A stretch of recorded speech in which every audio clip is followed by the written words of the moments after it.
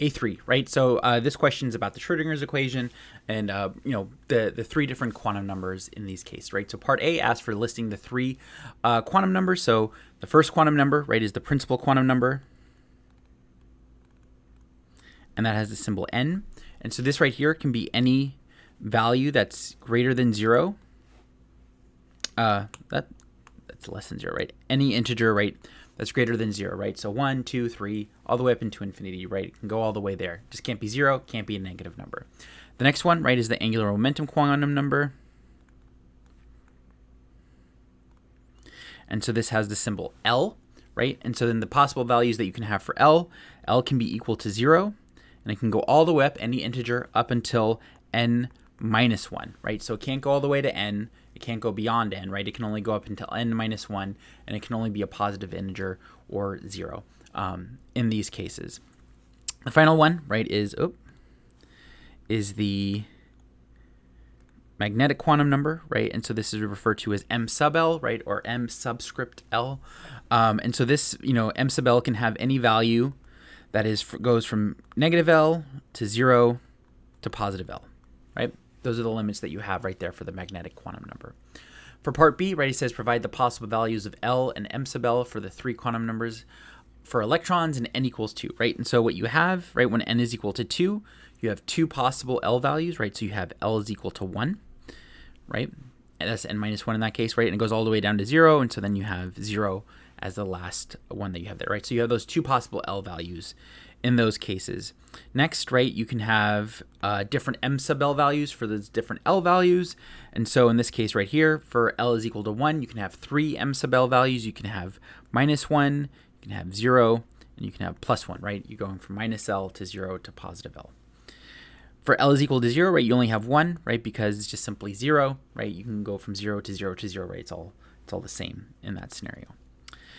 C, how many sets of quantum numbers are possible when n is equal to 6? So there's two different approaches that you can do to this. One is you can just simply recognize that the total number of orbitals is going to be equal to, the n value squared. So in this case right here, right, 6 squared is equal to 36, right? So you can have 36 orbitals that are possible. Or, right, you can do the slightly more tedious route where you write out all the different L values that are possible, right? So you have L is equal to 1, right? You have L is equal to 0, L is equal to 1, L is equal to 2, 3, 4, and 5, right? Those are all the possible L values that you have.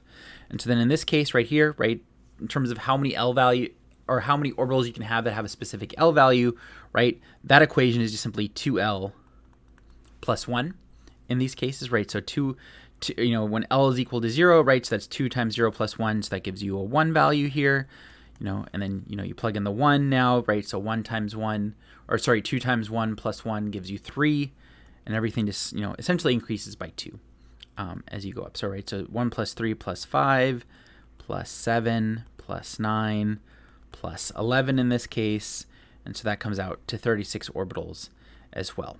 Now, if you were to include the spin quantum number, right, which is m sub s, that would double everything, right, because you can have the positive 1/2 and the negative 1/2 spins, right, if you're including those quantum numbers in your calculations or in your description of that problem, right, which would just simply double these. So it would be 72 possible, right, if you're including the spin.